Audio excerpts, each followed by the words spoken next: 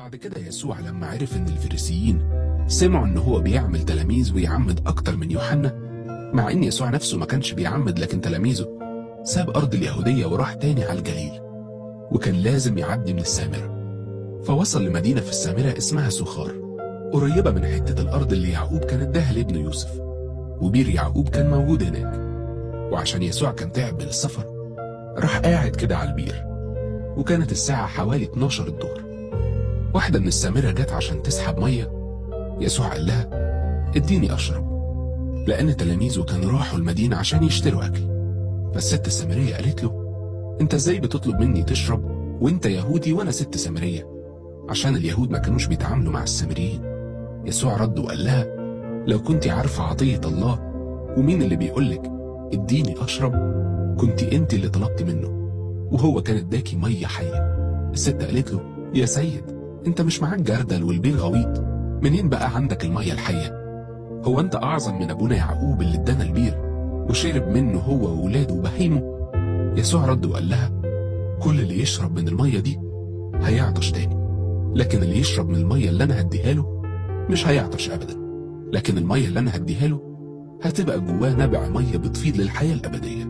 الست قالت له يا سيد اديني المية دي عشان ما اعطش ولا اجي هنا اسحب مية. يسوع قال لها روحي نادي جوزك وتعالي هنا. الست ردت وقالت له انا مش متجوزة. يسوع قال لها عندك حق في انك قلتي انا مش متجوزة، عشان انت اتجوزتي 5 مرات واللي انت معاه دلوقتي مش جوزك، انت صادقة في كلامك ده.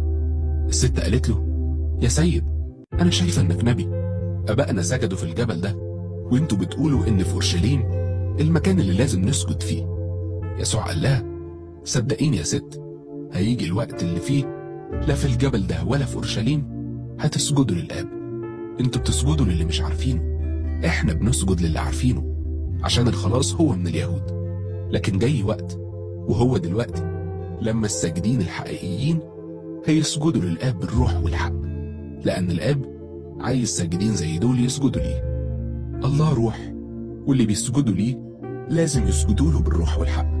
الست قالت له أنا عارفة إن المسيح اللي معناه المسيح جاي، ولما هو يجي هيقول لنا على كل حاجة. يسوع قال لها أنا هو اللي بكلمك. وفي اللحظة دي تلاميذه جم وكانوا مستغربين إنه كان بيتكلم مع واحدة ست، ورغم كده محدش قال له إيه اللي أنت عايزه أو ليه بتتكلم معاها. فالست سابت جرة المية بتاعتها وراحت المدينة وقالت للناس تعالوا شوفوا واحد قال لي كل اللي عملته، هو ده ممكن يكون المسيح؟ فخرجوا من المدينة في طريقهم ليه.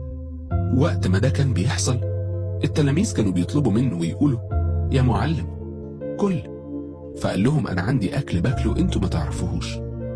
فالتلاميذ قالوا لبعض معقول يكون حد جاب له ياكل؟ يسوع قال لهم أكلي هو إني أعمل مشيئة اللي بعتني وأخلص شغله. مش أنتوا بتقولوا فاضل 4 شهور والحصاد يجي؟ بصوا أنا بقول لكم ارفعوا عينيكم وشوفوا الغيطان ازاي بيضت وجاهزة للحصاد. اللي بيحصد بياخد أجرة دلوقتي وبيجمع ثمر للحياة الأبدية، وبكده اللي بيزرع واللي بيحصد يفرحوا مع بعض. عشان في ده صدق المثل اللي بيقول واحد بيزرع والتاني بيحصد. أنا بعتكم عشان تحصدوا اللي انتوا ما تعبتوش فيه، غيركم تعبوا وانتوا دخلتوا على تعبهم.